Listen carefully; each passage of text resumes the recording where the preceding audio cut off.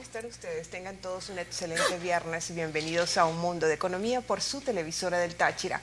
Hoy vamos a llevarles a ustedes una pauta muy especial. Nos salimos de nuestras secciones acostumbradas para cada viernes como cada semana. Bienvenidos, Fidel. Gracias, Darcy. Efectivamente, amigos, hoy tenemos un programa especial. Vamos a estar hablando precisamente sobre la crisis del petróleo venezolano, aprovechando que un buen amigo, experto en el tema y asociado ya en este programa nuestro, está de visita aquí en el Táchira y no lo hemos perdonado, puesto que le hemos invitado, atendió nuestra invitación y está aquí para compartir con nosotros sobre este tema que es fundamental en la economía de este país, Venezuela. ¿Quién es nuestro invitado, Darcy? Nada más y nada menos que el doctor Rafael Quiroz Serrano. Él es economista petrolero. Doctor Rafael, una vez más para nosotros es un honor tenerlo aquí en Un Mundo de Economía para hablar sobre todo en materia petrolera, pero específicamente por la crisis actual que viene presentando tan importante sector y sin visos de mejoría alguna, por lo menos en el corto plazo. Bienvenido. Muchas gracias, Darcy y Fidel, por la invitación nuevamente y a TRT por abrirme las puertas nuevamente para opinar y decir algunas cosas preferiblemente reflexivas sobre el tema del petróleo, ¿no? Sí, aun cuando sea polémico, pero esa es la... Claro. Yo diría que no podemos... El petróleo siempre es polémico. Sí, que sean críticas y que sean reflexivas. El sector petrolero venezolano pues es uno de los que presenta una agudeza en cuanto a su crisis actualmente hablando. Venezuela, un país con las reservas petroleras, pero de petróleo extra pesado, las reservas mayores en todo el mundo, pues este sector presenta mucha complejidad y sobre todo mucha conflictividad actual. El reciente ministro petrolero de Venezuela, como es Nelson Martínez, dijo que la industria petrolera en el país funcionaba con toda normalidad. Muchos analistas y especialistas en la materia dicen todo lo contrario y sobre todo el punto más débil, más álgido es PDVSA. ¿Cuál es su opinión? Bueno, por supuesto que el negocio petrolero en Venezuela y en el mundo siempre se ha operado con mucha normalidad. El problema del mercado petrolero, a diferencia de los otros mercados, es que en él concurren toda una serie de variables, tanto estructurales como coyunturales, que no lo hacen fácil de analizar ni de digerir. Es un mercado, yo diría, sui generis, que no tiene nada que ver con los demás mercados de bienes y servicios. De bienes tanto elaboración final como semielaborados, pero no tiene ninguna otra comparación. Sobre todo porque tiene una gran carga geopolítica, el petróleo, a diferencia de los otros bienes. Y por consiguiente, esa carga geopolítica le da un contenido político, valga decir, y como algunos lo han llamado, una especie de arma política. El mundo desarrollado y el no desarrollado, pero sobre todo el mundo desarrollado, se mueve gracias al petróleo. La tecnología y la ciencia, y con todo el desarrollo que se ha desplegado en términos económicos, financieros, de toda naturaleza, han hecho que el petróleo como materia prima sea hoy por hoy savia vital para el mundo desarrollado y yo diría para la existencia del ser humano. No hay ninguna actividad hoy por hoy en el ser humano que no comprometa el petróleo como tal. Ninguno de los materiales, de los instrumentos, de los elementos, del vestir, del quehacer diario, de lo que utilizamos en nuestros lugares de trabajo, muy difícilmente pueden haber uno o dos productos que no estén comprometidos de una u otra forma el elemento petrolero. De allí la importancia. Entonces, allí el ministro pues tiene razón en el sentido de que, cómo no, todo es normal. La cuestión es que a la hora de auscultar, a la hora de revisar cifras, a la hora de revisar los informes anuales de petróleo de Venezuela, encontramos allí unas escaramuzas, unos huecos, encontramos allí unos lunares, no precisamente que le dan un buen rostro a lo que es el manejo gerencial de la industria petrolera, por lo menos en los últimos 18 años. Y no es que antes no se haya manejado la industria petrolera también con algunos lunares y algunos problemas, pero eran de mucho menos dimensión, desde luego, y menos múltiples que ahora. El problema es que ahora se han profundizado, se han multiplicado y se han empeorado, pues. Bueno, y esa es la PDVSA que tenemos. Ahí tenemos el informe último que apareció el viernes antepasado de la gestión financiera de PDVSA, que de verdad, pues, da bastante pena. Primero porque es el segundo año en que PDVSA en toda su historia acusa una pérdida. Y en estos momentos tenemos una deuda que conservadoramente calculada sobrepasa los 48.000 millones de dólares. Sí, eso es una deuda muy, muy grande. Y no conservadoramente tratada, sino en verdad metiéndole lupa allí lo que no solamente deuda externa, sino en total, la consolidada, lo que le debe incluso al Banco Central de Venezuela, en dólares y en bolívares. La deuda PDVSA está cercana a los 80.000 millones de dólares. O sea, casi el doble de lo que explica luce inmanejable en el estado actual de cosas. Rafael, Venezuela ha jugado un papel sumamente importante en el mundo petrolero, sin lugar a dudas.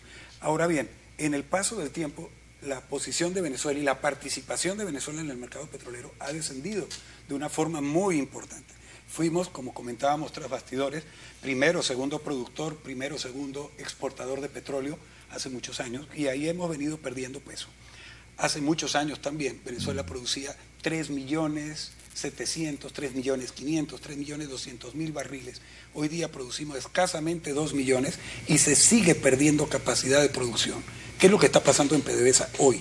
Bueno, mira, en honor a la verdad y a la seriedad y la objetividad que debe caracterizarnos a la hora de analizar estas cosas, sí, ciertamente hay manejo poco gerencial o poco efectivo o poco eficiente por parte de PDVSA. Hay que reconocer también y señalar lo siguiente, de que desde luego para la década del 30, 40 y 50, cuando Venezuela estuvo siendo el primer productor y el segundo exportador del mundo, o el primer exportador y el segundo productor, o el segundo y segundo tanto productor como exportador, hay que tener claro que el mundo petrolero era otro muy distinto diferente al de hoy en día. No habíamos tantos o no habían tantos productores como hay hoy en día. No habían surgido todos los yacimientos del Medio Oriente que han surgido. Vaca Muerta en Argentina no había aparecido, y Presal en Brasil tampoco, y en China.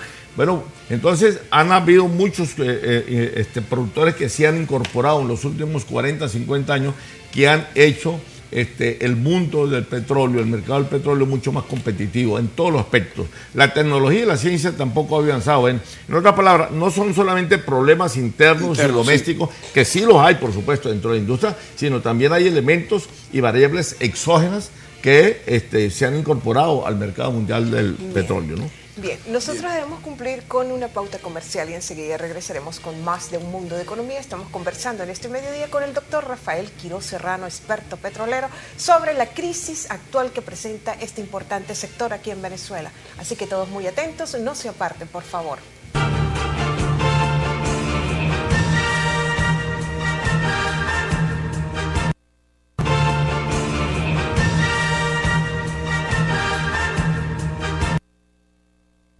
Amigos, esto es Un Mundo de Economía. Continuamos con ustedes en este viernes, acompañándolos hoy con la presencia de un especialista en el tema petrolero nacional, muy conocido en Venezuela, presente siempre en muchos programas de la televisión nacional e incluso internacional, porque Rafael ha sido ciertamente siempre una referencia y se le convoca y se le entrevista. Estamos hablando con el economista Rafael Quiroz Serrano sobre el tema de la crisis del sector petrolero en Venezuela. Rafael, del segmento anterior estábamos conversando sobre lo que ocurre en PDVSA y quedó bien claro, terminando el segmento, todo lo que impacta las variables externas sobre el negocio petrolero, pero nos faltó tiempo para abordar el tema interno.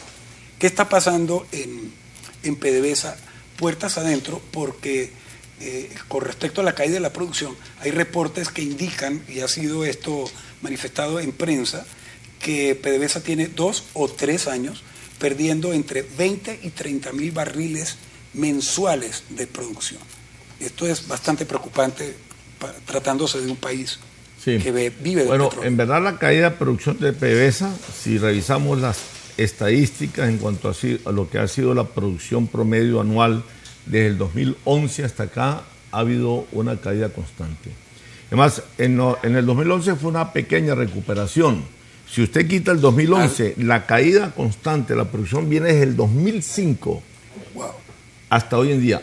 haciendo excepción del año 2011, donde hubo una ligera recuperación de unos cerca de 230.000 barriles. Pero ya hace 6 años para acá, repito, de enero del 2011, apenas pasó, después de que pasó la crisis financiera, económico-financiera que arrancó en el sector inmobiliario de los Estados Unidos. 2008. A partir del 2011 hacia acá vino una caída fuerte. Tomando en cuenta lo siguiente, que es una caída de producción del 2011 hasta acá, en medio de la mayor bonanza petrolera. La bonanza petrolera había empezado en enero del 2009, 2009, 2010 y 2011. Y en 2011 sigue la bonanza petrolera. Recuerde que pasamos hasta mediados del 14 la bonanza petrolera más larga, más profunda, más benefactora, más grandiosa que haya tenido el país en toda su historia del petróleo desde 1875 hacia acá. Y es en el 2011 cuando empieza a remarcarse más, repito, esa caída en medio de la bonanza petrolera. ¿La razón? La razón es que nosotros hemos sido un poco ajenos y yo diría, por supuesto, irresponsables también en cuanto a las inversiones que debemos hacer aguas arriba de la industria petrolera. Es decir, estoy hablando de la fase de exploración y la fase de producción. Las dos primeras fases, que es lo que llamamos aguas arriba. En verdad no se ha invertido tanto como hemos debido invertir, y en el momento en que hemos debido invertirlo, y en los elementos dentro de cada una de esas fases en los que hemos debido invertirlo. Entonces nos hemos descuidado, y el petróleo, si en verdad produce grandes riquezas, pero tú tienes que invertirle a los pozos maduros, sobre todo para que se mantengan maduros y se mantengan en constante producción. Si no, esa producción cae, que es lo que está pasando en estos momentos con los pozos maduros que tenemos. Hay pozos como el Furrial que tenemos 100 años dándole balancín todos los días, de 80 y 90 años, día y noche. Entonces, si usted no le hace el mantenimiento debido, riguroso, que estableció, por así decirlo, por estándares internacionales, lo que es la industria petrolera, bueno, esos pozos, como cualquier otra cosa, pues por supuesto empieza a decaer. Y como no hemos descubierto nosotros aquí otros pozos convencionales, es decir, estoy hablando de crudos livianos y medianos, sino seguimos enfocados, seguimos empecinados solamente en meter todos los huevos, como dicen los ingleses, en una sola canasta, que es en la faja del Orinoco, bueno, pues todas las inversiones se han ido para allá, cuando es un crudo que es uno de los más altos en cuanto a costos se refiere en el mundo petrolero. El presidente Nicolás Maduro ha insistido, dado la crisis de los precios que viene presentando el petróleo, que debemos ser menos dependientes del crudo, que debemos irnos deslastrando sobre todo de esta dependencia tan grande. Esta crisis de precios viene desde junio del 2015 y aunque parezca paradójico, este gobierno del presidente Maduro es el que ha sido más dependiente de la renta petrolera en los últimos años. ¿Qué hacer, sobre todo, para ir eliminando esa cuota de dependencia de este modelo rentista? Se requiere necesariamente y cada vez más reinventar Venezuela, reinventar su economía. ¿Por dónde se empezaría para empezar a hacer esta reinvención? Pero creo que esa respuesta no la va a dar Fidel. Sí, en el próximo segmento, pues ya nos pusieron la musiquita, lo que significa que se nos terminó el tiempo de segmento. Vamos a hacer un nuevo corte comercial y regresaremos con la respuesta de esta pregunta.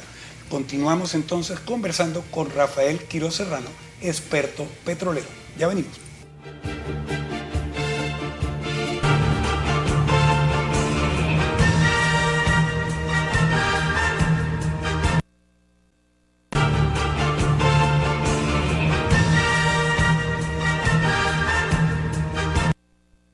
Continuamos con nuestro invitado de este mediodía, el doctor Rafael Quiroz Serrano, experto petrolero.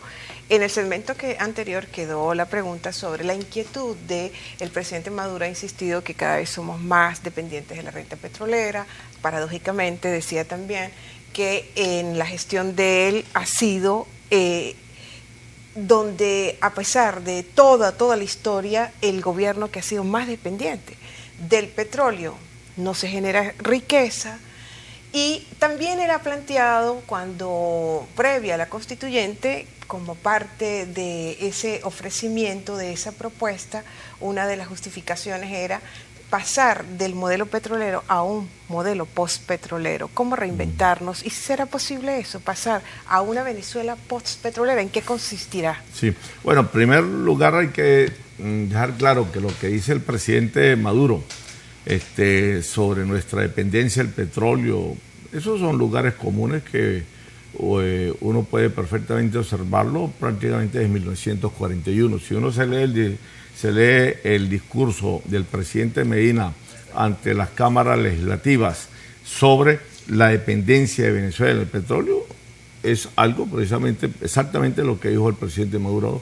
Y todo el mundo lo ha dicho Larpieta y lo repitió. Es un déjà vu. Betancur, exactamente, es un lugar muy común y muy trajinado. Pues, o sea, no hay que ser conocedor del tema petrolero para repetir ese consejo así, una especie de ritornelo que se ha vuelto a través de toda la historia. Eso es cierto, ahí nos está descubriendo el agua tibia con eso. Donde discrepamos el presidente Maduro es que vaya a decir de que estamos independizándonos de la renta petrolera.